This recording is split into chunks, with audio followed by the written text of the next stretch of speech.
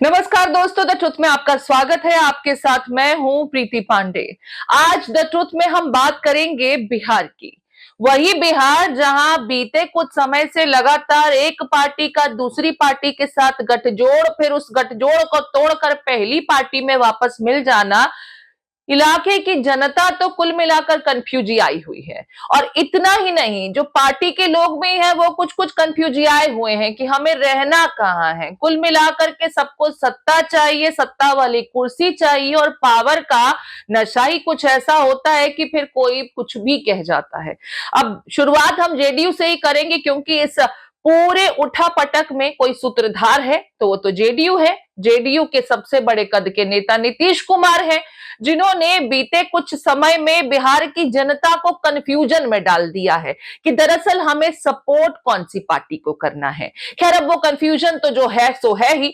हमें बात करनी है फिलहाल आने वाले चुनाव की, जो कहने को तो अगले साल होने जा रहे हैं। अभी चुनावी मोड में जिस तरीके से बिहार की ये पार्टियां पहले से बनी हुई हैं, ऐसे में लग रहा है कि क्या फिर कुछ बदलने वाला है, फिर कुछ तब्दीली होगी क्या। जनता को इतना कंफ्यूज मत कीजिए नीतीश बाबू, क्योंकि आप अब आपकी पार्टी के नेता भी जिस तरीके के सुर और तेवर लेकर के बैठे हुए हैं, ऐसे में बिहार की जनता समझ ही नहीं पा रही है, औजिया गई है। उनका यह कहना है कि भाई बता दीजिए, समझा दीजिए कि आप किस तरफ रहेंगे। हवा बदलता नहीं है कि आप पलट जाते हैं। ऐसे ही थोड़े जनता ने आपको पलटू राम कहा है।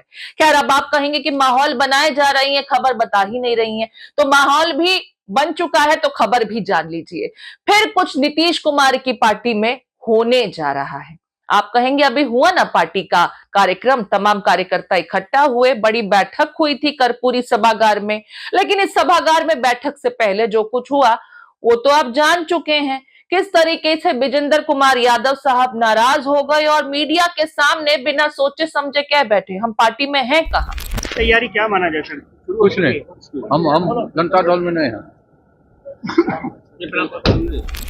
इसकी वजह जो है वो तो अब आप जानते ही हैं। लोगों का ये कहना है कि जो होर्डिंग और पोस्टर लगाए थे, उस होर्डिंग और पोस्टर में तो वो थे ही नहीं।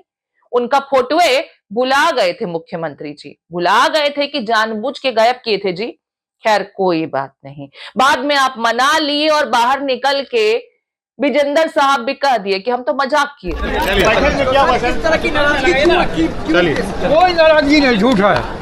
आपने कहा कि हमारा है, मजाक में कह दिए कुछ, तो मजाक में कह दिए कुछ। अब मजाक कोई मीडिया वाला के साथ करे तो भाई मामला गड़बड़ है। खैर, नेताजी हैं जो कहे थे तुरंत वापस ले लिए और पलट गए। सीखे तो अपने पार्टी के नेता से ही है ना, नीतीश कुमार साहब से, तो तुरंत पलट गए। विजेंद्र जी की नाराजगी जैसे ही नीतीश जी को पता चली, नीतीश बाबू फौरन उनको मना लिए और डैमेज कंट्रोल की मुद्रा में आ गए कि भैया एक एक मंत्री को संभाल के रखना है। वैसे भी प्रदेश के ऊर्जा मंत्री हैं आप। चलिए कोई बात नहीं, पार्टी के बड़े नेता थे और इनकी नाराजगी झेली नहीं जाती, वो भी तब जबकि बैठक चल रही थी।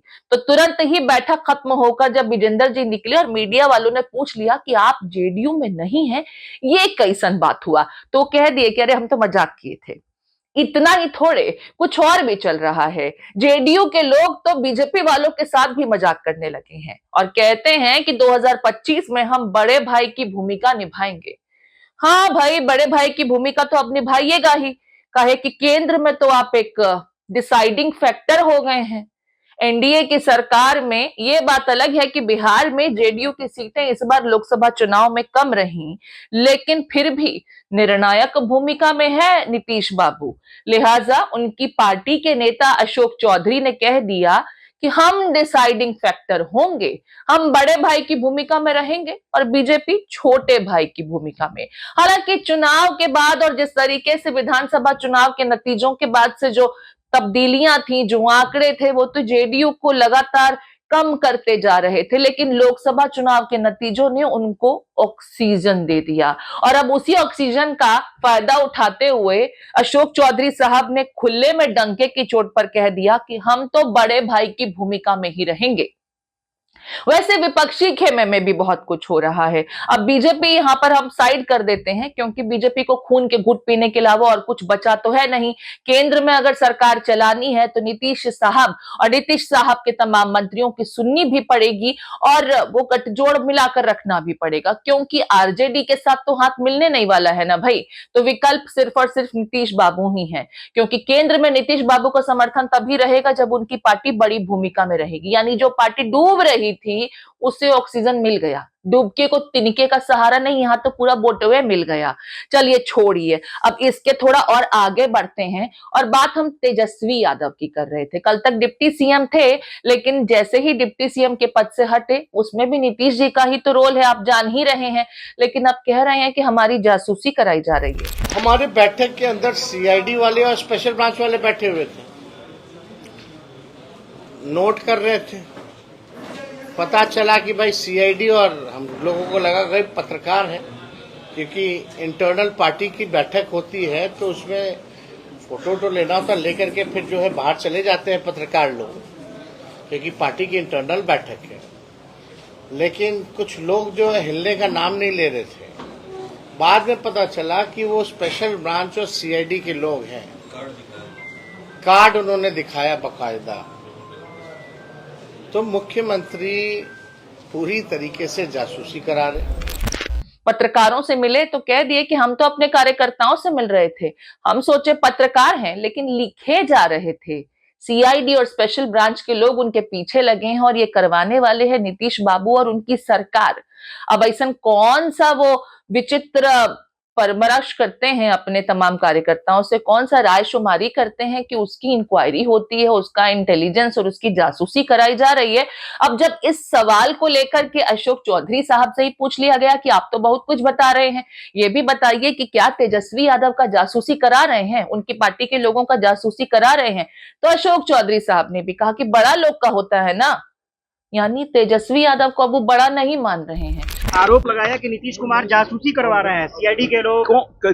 जासूसी उनके लिए कराया जाता है जो लोग महत्वपूर्ण होते हैं। हमारे लिए वो कौन महत्वपूर्ण है?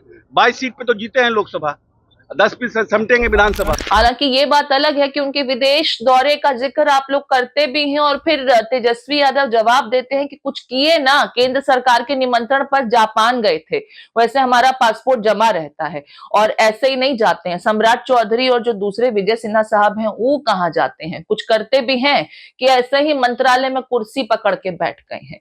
कुल मिलाकर के चुनावी मोड में सब लोग काम कर रहे हैं और बैठे बैठे खबरों में बने रहने की कोशिश तो विपक्षी में से भी हो रही है। कभी तेजस्वी यादव कह देते हैं कि विराट कोहली को बतौर कप्तान हमने अपनी टीम में इंस्ट्रक्शंस दिए हैं, वो हमारे अंडर खेले हैं, तो हमारा कद सिर्फ राजनीति में ही नहीं खेल की दुनिया में भी बड़ा था।